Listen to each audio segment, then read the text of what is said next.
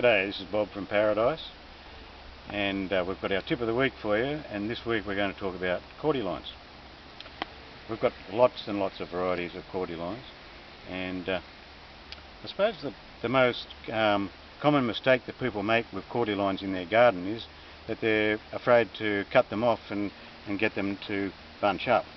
So if you've got a Cordyline, they respond to two things. To pruning right back and let it double up, and so you have a thicker and it'll be a more colourful Cordyline. But they also need fertiliser each year. People forget to fertilise, and if you let them go scrappy like that, then they'll lose their colour. So remember to give them some fertiliser at the start of spring and in autumn, and they'll be nice and colourful all the time for you. If you've got really dull Cordylines around the place, get into them in September, cut them right back. You can plant the tops. I'll show you how to do that in a minute, and they'll come up bigger and brighter than ever before. So just remember that one. Now we've got quite a few Cordylines here. If we just look through them, this is one called we got light. Margaret Story. It's a nice chocolate one, but it gets all sorts of colours.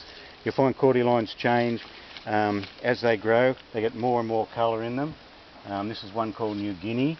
It's a long, narrow one. You can see it gets nice dark tones in it, and reds and pinks. Over here we've got Karuba, Karuba Black.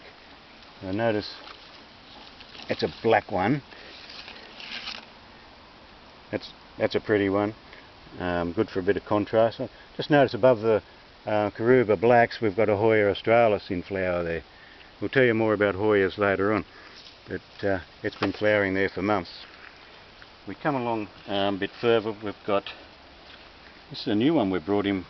We haven't introduced it yet, but it's a new one from America called Joy Mist.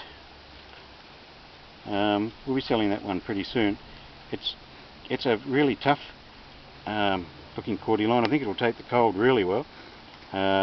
It's got beautiful pinks in it, and pink stripes. Might be a bit hard to see there on the video, but that's a really special one that'll be coming up soon for you. We come through here. This is a native Cordyline, Manus Suttonii. Basically green, but in the right spot looks really good mass planted. Another one here called Cameroon. It's beautiful colours. It's a dwarf one. Some Cordys are dwarfs, don't grow all that tall, like less than a metre. So what type of soils do Cordylines like? A really well drained situation. I'll show you a little bit about potting mixes. Pretty similar to bromeliads, really. Maybe I can just show you here what we do. I might have showed you this in the bromeliad video too, but see, that's coarse bark. We mix that at about 40%. That's what we call 15mm. When you talk about 15mm, we talk about the diameter. So this pine tree bark that's been composted, 15mm bark we call it, because it's 15mm across, 1.5 centimetres. Okay, so that's coarse, and a lot of the tropical plants, not that bromeliads are only tropical, but a lot of plants that like really good drainage, and tropical plants, need that coarse bark. And then we mix that with about 60% what we call fines. It's got a little bit of coarse in it, but mostly fine material, less than 10mm across. It's a mix right through, and that's been composted as well. So that coarse material mixed with this gives it a really nice drainage. So, and when you plant them out, they need good drainage that way as well. They're not going to go too well for you in a clay soil. Another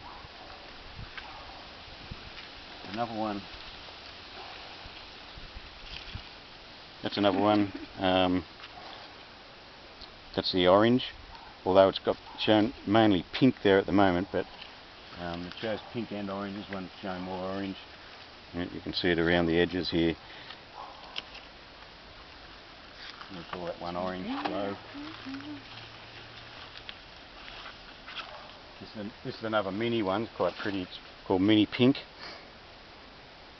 Beautiful colours in that. It gets quite a fat little leaf.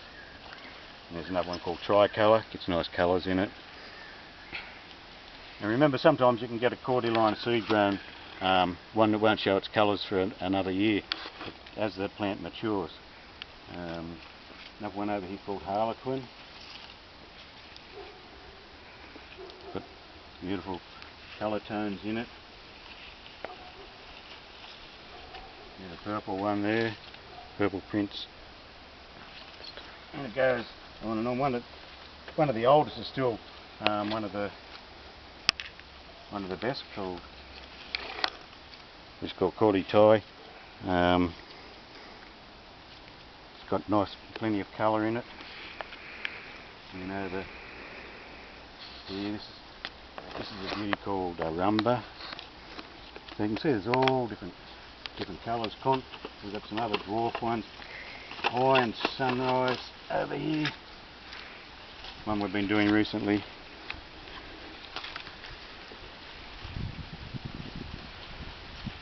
You can see how they vary and get nice colour tones in them.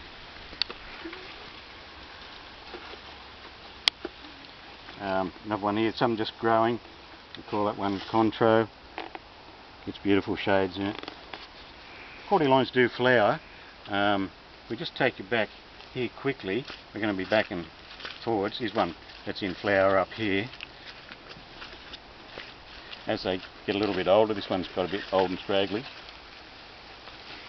And the flowering's just about finished, but you can see there's quite a pretty flower arrangement on top of that one. Well, they all will flower for you. Now, if we come down here, I'll just show you how we propagate them. Very, very simple. We use that same mix that I was just describing to you. Actually, I haven't got a pair of secateurs. Here's one here. It's pretty obvious. You can see where we've cut that one off, and we've just taken the top and plonked it into a pot. You can see how the new one, the old one, has grown new shoots up here. It's going to be a bigger and better plant. Another one coming there, so it's going to have about 4 shoots. The old plant. The new one, there's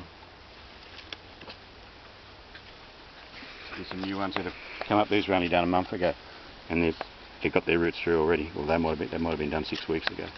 So, they just cut them off. You can use hormone if you like. Not essential, but probably a good idea to do it.